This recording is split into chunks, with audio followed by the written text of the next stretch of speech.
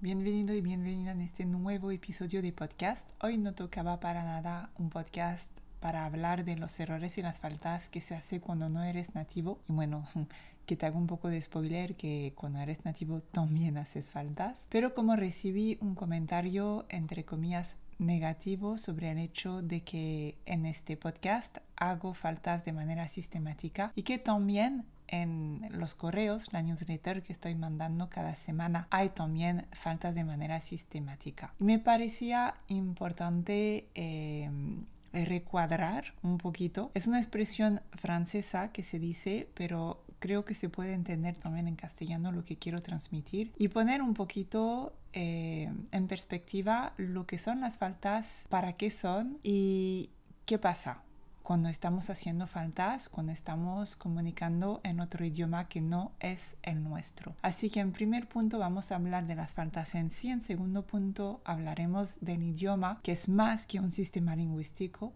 En tercer punto hablaremos un poquito de ese proceso cuando estamos aprendiendo un idioma, que hay un proceso también interno. Y cuarto punto, de cuando enseñamos un idioma, cuando estamos del otro lado de ese proceso. Así que para empezar, pues, ¿qué son las faltas? Las faltas es cuando no se está utilizando una forma correcta de un verbo, quizás un plural, un singular, también de alguna palabra, y que quizás en cierto modo puede molestar a algunas personas. A mí, honestamente, cuando ya hay personas que están haciendo faltas, no me molesta a partir del momento que no interfiere en la comprensión. Cuando hay una persona que hace tantas faltas, tantos errores, que es imposible entenderlo o seguir también de manera lógica y coherente lo que está diciendo, pues ahí sí que es una molestia. Y eso también pasa en la vida real. Hay personas cuando te cuentan algo te olvidan parte de la frase, no tiene coherencia, no tiene lógica lo que están diciendo. Por ejemplo, espero que no escuche jamás, pero mi marido es de esas personas que le digo, necesito un sujeto, un verbo y un complemento, es que si no, no entiendo lo que me dices. Y él está hablando en una de sus lenguas maternas, no en castellano. Así que la primera pregunta que me hago a mí misma, si estoy haciendo faltas en otro idioma, ¿qué hago? No hablo con nadie porque hago faltas y les va a molestar. Dejo de compartir cosas.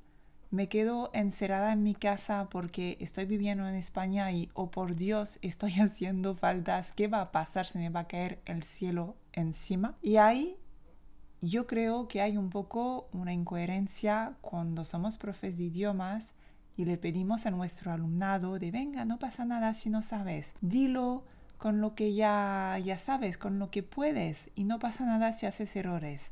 Pero cuando somos profesores de idiomas parece que ahí no podemos hacer faltas de ninguna manera. Y hago también una pequeña paréntesis. Yo no soy profesora de español, para nada. Yo soy profesora de francés. Enseño francés. Entonces, cuando me escuchas hablar en inglés, que es el idioma en el que yo imparto las conferencias en el extranjero, cuando me escuchas hablar en español, que como vivo en España yo elegí compartir lo que estaba haciendo en mis clases de idiomas de francés en español porque me apetecía conectar con otros profesores que viven en España y me da igual, la verdad, que su idioma nativo sea en español o no. Lo único que quería era compartir con otras personas que viven en España lo que estoy haciendo aquí. Y ahí es la función principal de un idioma. Un idioma sirve para comunicar. Un idioma es la expresión, interpretación, negociación de un mensaje dentro de un contexto dado. Creo que esa definición la doy un montón de veces, que siempre hay que volver a recordarla, porque a partir del momento que hay un proceso de comunicación fluido, comprensible, yo siempre digo, da igual los errores. No estamos enseñando en filología francesa. Mi interés tampoco es convertirme en el próximo Cervantes. Incluso en la lengua materna hay confusión y hay malentendidos cuando estás hablando. Por eso en la definición de la comunicación hay esa parte de interpretación y negociación de un mensaje. ¿Qué has dicho? Ah, tú querías decir esto. No, es que yo lo que te decía es esto. ¿no? Nos ha pasado muchísimas veces. Y luego, no es porque estás hablando en tu lengua materna que no estás haciendo fallos nunca. Cuando estás escribiendo un correo, te relees 1000 veces y aún así se te escapan algunas faltas. Cuando estás escribiendo un libro, una tesis, un TFM, lo que sea, hay alguien que te relee detrás para las faltas. Es decir, es el propio del humano hacer faltas, hacer errores y no pasa nada. No pasa nada. ¿Y hasta qué punto también podemos decir que ya está? Ya sé hablar un idioma. Yo soy proficient. Yo domino un idioma. Ni en tu lengua materna conoces todas las palabras. ¿Cómo vas a conocer todas las palabras en otro idioma? Entonces me parece muy importante poner en contexto lo de las faltas, que hace parte de ese proceso de aprendizaje. Y es verdad que hay faltas que están cristalizadas. Y muchas veces yo cuando estoy hablando, unos segundos después me doy cuenta de la falta que he hecho. ¿Pero qué hago? ¿Me corto para decir otra vez la forma correcta? Cuando todo el mundo nos hemos entendido, yo creo que es muchísimo más interesante enfocarse en el fondo, en el mensaje, que en la forma. Por supuesto que la forma en la que dices las cosas tiene que ser comprensible, tiene que ser clara. E incluso ahí podríamos debatir sobre el acento. Porque yo me pongo a hacer un podcast en castellano y tengo un acento de francesa cuando estoy hablando, que no hago la acentuación como toca, que hay algunas palabras que no pronuncia bien. El papel de las faltas en el proceso de adquisición es importante y existe para todo el mundo. ¿Por qué intentar negar o hacerlo ver como algo negativo? En segundo punto, me gustaría hablar que el idioma es muchísimo más que un sistema lingüístico. Y si solamente te enfocas en los errores y las faltas que puede hacer una persona, yo creo que quizás no tienes tu lugar como profesora de idiomas y quizás no hayas entendido lo que es enseñar un idioma. A través de un idioma también enseñamos una cultura. Enseñamos un sistema de creencias de esa cultura. Enseñamos también hábitos. Enseñamos también una diversidad lingüística. No se habla el mismo castellano-español en Andalucía, en el norte de España, en América Latina, en Argentina, en Colombia, en Venezuela. Hay disparidades. Entonces, ¿cuál es el mejor español? Ninguno. Y a veces yo he podido presenciar personas que dicen a otra persona que es de América Latina, pero ¿por qué tú dices eso? Si se dice así. Generalmente un español, ¿no? Que lo dice a una persona de América Latina. Y yo siempre me quedo como en shock. Jamás en la vida a mí se me ocurriría decir a una persona que está hablando el francés de Canadá, quebecois, diciéndole, estás pronunciando mal las palabras porque tienes un acento, o estás utilizando formas de verbos, formas estructurales de frases que para mí como francesa de Francia son erróneas. A veces una conjugación está mal o la estructura gramaticalmente como yo lo he aprendido está mal, pero para esa persona de Canadá es correcta, porque es así que se habla el francés de Canadá. ¿Quién soy yo para decir aquí has hecho una falta, aquí has hecho un error? Nadie. Y la riqueza de un idioma es su diversidad. Tercer punto, cuando aprendemos un idioma también hay un proceso interno. Y yo creo que ese proceso interno muchas personas lo estamos padeciendo, lo estamos sufriendo. Es que primero de todo nos pone un poquito en una situación de falta de confianza. Porque no dominamos ese idioma, porque hacemos faltas y nos sentimos inseguros. Y parece que no sabemos hablar. Entonces, cuando queremos hablar en ese otro idioma, hay que estar un poco sobrellevando ese sentimiento de inseguridad, ese sentimiento de falta de confianza para lanzarnos a la piscina, tirarnos a la piscina y hablar en otro idioma, sentir esa incomodidad.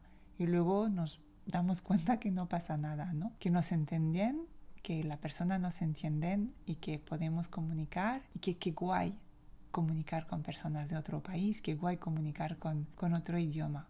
Y también hay ese efecto de espejismo de la alteridad, porque conociendo al otro, conociendo otro idioma, otra cultura, otra manera de ser, de estar, pues nos conocemos también a nosotros mismos. Yo me acuerdo perfectamente, siempre me han gustado los idiomas en el cole desde muy pequeñita y siempre decía, no, yo soy una ciudadana del mundo.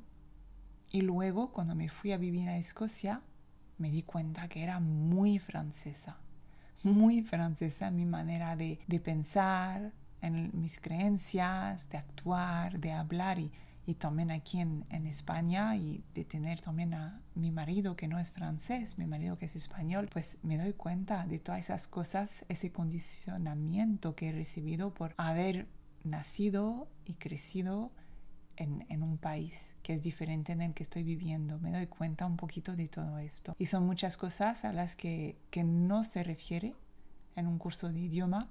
Yo creo que sí, son cosas de las que tenemos que hablar. 4 puntos. Creo que el punto más importante aún de todo ese podcast es cuando estamos en la posición de enseñar el idioma.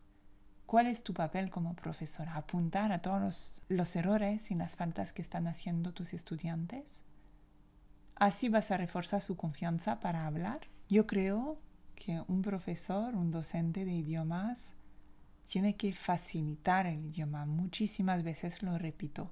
Estamos aquí para facilitar la comprensión del idioma. Y por eso creo en aplicar los principios de adquisición de idiomas, porque hay un principio de adquisición de idiomas que es el filtro afectivo. Ese filtro afectivo hace que cuando nos sentimos a gusto, cuando no nos sentimos parte de un grupo, cuando sentimos miedo a la hora de hablar, podemos utilizar cualquier estrategia, cualquier juego, cualquier cosa, pues nuestro cerebro es como que se pone en modo sobrevivencia, se protege y todo el input que podemos recibir, por muy atractivo, muy comprensible, muy rico, muy optimal, todo lo que quieres, pues no se absorbe nada porque estamos simplemente en sobrevivencia.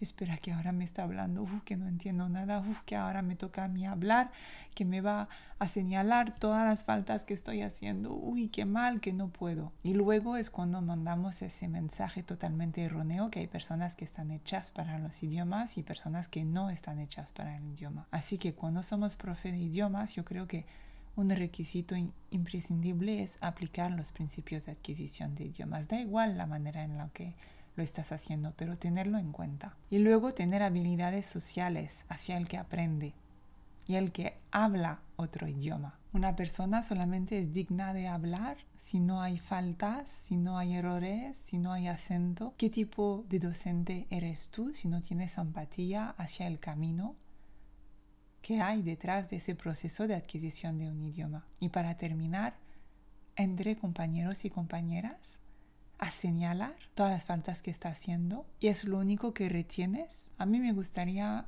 muchísimo ver si esa persona que ha dejado ese comentario, qué idioma está enseñando y si está dispuesta a exponerse ante todo el mundo, a compartir algo valioso, en vez de dejar comentarios así negativos, entre comillas, porque bueno, al final me ha dado una idea de podcast absolutamente estupenda, pero se podría implementar el tiempo de manera más positiva hacia compañeros, hacia compañeras que se exponen en un idioma que no es el suyo. Yo creo que todo el mundo hemos caído a veces, ¿no?, en algunas de esas cosas que he expuesto. Yo hago faltas en francés, yo hago faltas en inglés, yo hago faltas en español, pero os puedo decir que no estaría donde estoy de hoy en día si no me hubiera atrevido a ir a conferencias fuera de España, en Estados Unidos, a pasar en Estados Unidos una certificación para formar a otros profes, si me hubiera quedado en pensar, no puedo, ¿cómo hago faltas? Me voy a quedar en mi casa, en mi salón. ¿Cómo puedo trabajar en otro idioma? ¿Cómo me atrevo, ¿no?, a salir en la calle y hablar con otros idiomas? Y yo creo que no es cuestión de ser profe o no ser profe. Yo creo que aún siendo profe tenemos que tener más empatía, más tolerancia, más compasión, porque sabemos que hacen parte de ese proceso y no intentar señalarlos. Me gustaría mucho saber lo que opinas, porque siempre estoy abierta a aprender, a cambiar de perspectiva, a abrir también mi mente A veces me pregunto, quizás es porque estoy viviendo en un lugar de España, en Mallorca, sobre todo en un municipio donde hay muchos expatriados. Entonces yo tengo muchos amigos de diferentes países y hay algunos que hablan más, mejor español o inglés, depende, vamos cambiando de idioma en función de las personas. Yo misma tengo un matrimonio mixto en el que estamos con diferentes idiomas en casa, con 3 idiomas. Entonces estoy acostumbrada a escuchar faltas, escuchar errores, pero que al final, pues eso, la comunicación es lo más importante. Y quizás si estuviera viviendo en otro lugar, si tuviera otra situación personal, pues quizás tendría una opinión diferente. Así que muchísimas gracias por compartir conmigo tu opinión al respecto. Un abrazo.